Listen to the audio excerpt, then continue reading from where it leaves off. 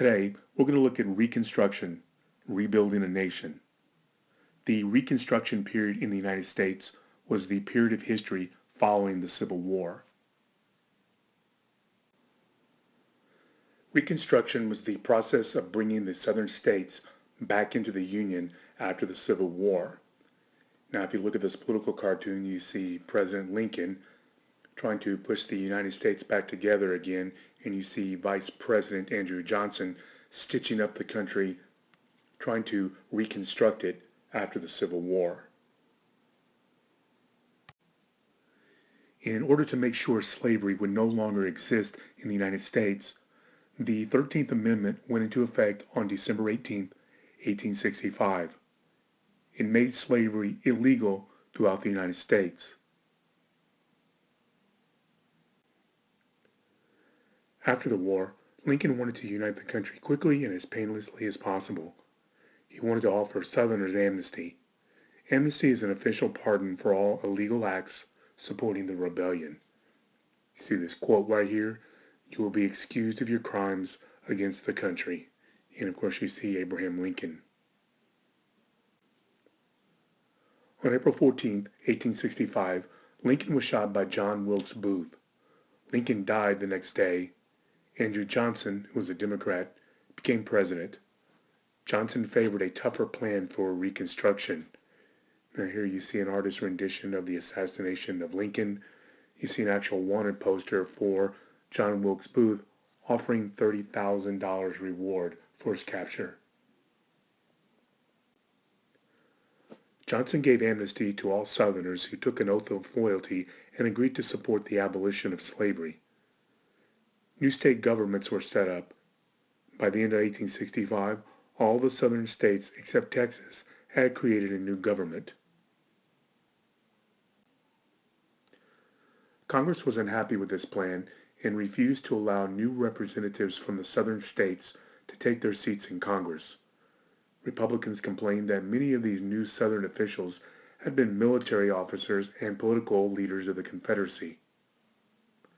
They felt these officials may not be truly loyal to the U.S. Congress refused to admit the southern states. One reason Republicans in Congress did not trust southern leaders was because of black codes. Black codes were laws passed in southern states to deny African Americans their civil rights. They greatly limited the freedoms of African Americans. Now here's a sign you oftentimes saw in cities in the South. "We serve whites only." It showed that black men and women were not welcome in many establishments nor in many towns. These black codes required African Americans to sign work contracts which bordered on slavery. If African Americans could not prove they had a job, they could be arrested. African Americans could not own weapons and were not allowed to rent property in cities. These codes angered Republicans in Congress. Now here's a passage from a black code in Opelousas, Louisiana. And when you look at it, you can see how African Americans were not welcome in this town. It says, "No Negro or freedman shall be permitted to rent or keep a house within the limits of the town under any circumstances." And to show you how drastic this black code was, it says under any circumstances, which means black men and women were not welcome in this town at all. The Freedmen's Bureau was created to help freedmen, former slaves, adjust to set up schools to educate them. They were given food, clothing, and medical care. To deal with this discrimination, in 1866, Congress passed a Civil Rights Act. This provided African Americans the same legal rights as white Americans. Now, let's take a look at some of the basic principles in the Civil Rights Act of 1866. In Section 1, it reads, "No citizen of the United States of America shall be denied the right to vote because of their race, color, economic status, or education level. Access to any public facility should not be denied to any person by state and local governments.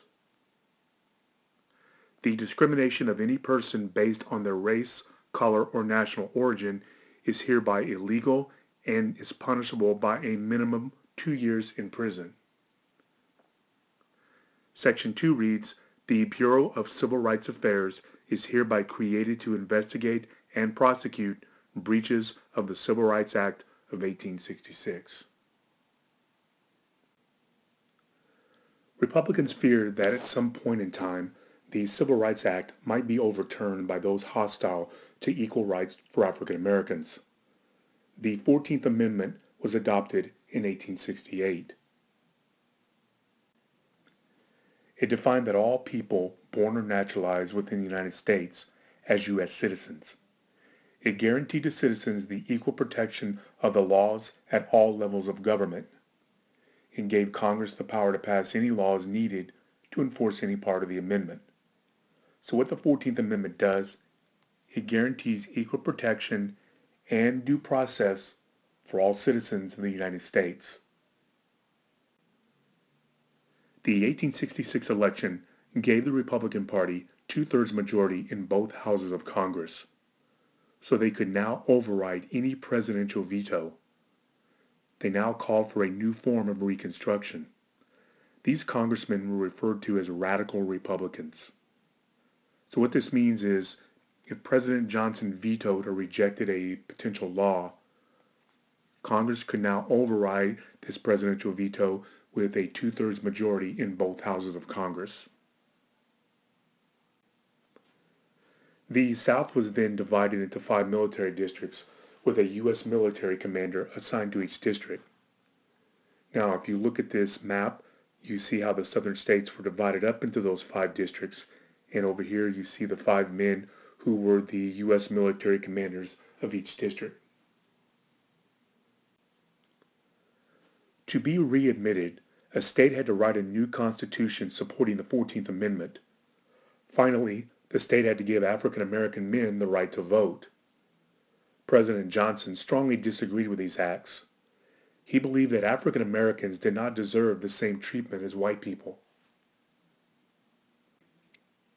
The 15th Amendment eventually took effect in 1870. This amendment granted black men the right to vote.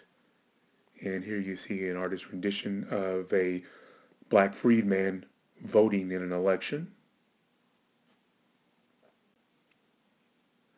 Republicans did not want Johnson to interfere with their plans, so they passed a law to limit his power.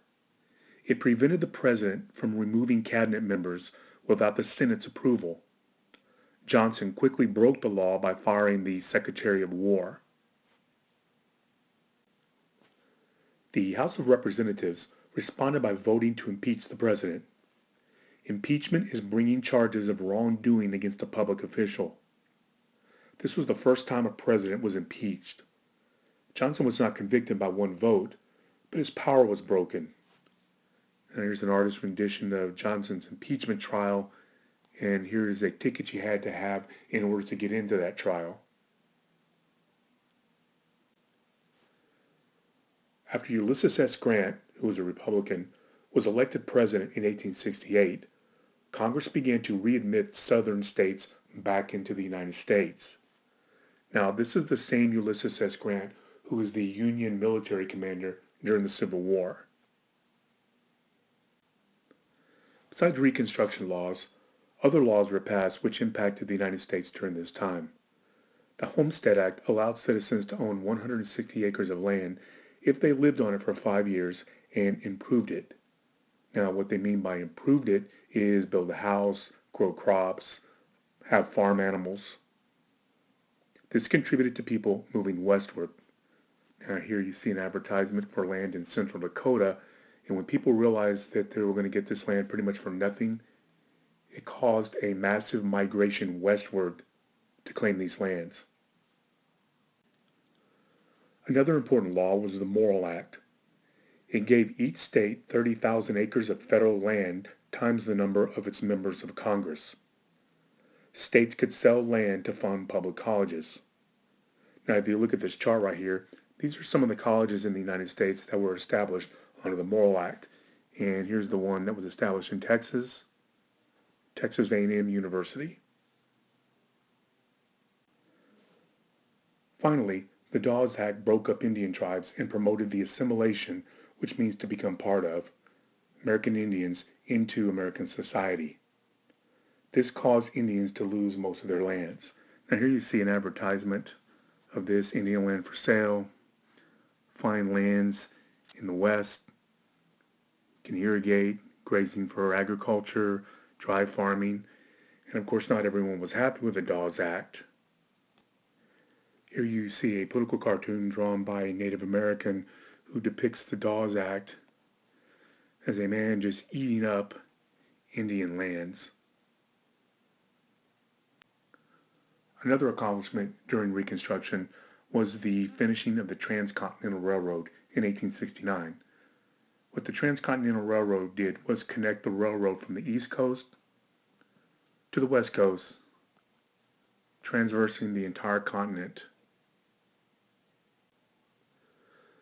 By the 1870s, laws began to take effect which challenged Reconstruction and led to its end. The Republican Party began to lose its power in the North. By 1874, Democrats gained control of the House of Representatives, ending the Republican Party's control over Congress. Because of this, much of the Reconstruction legislation was done away with. So what this means is the period of time we call Reconstruction was now over.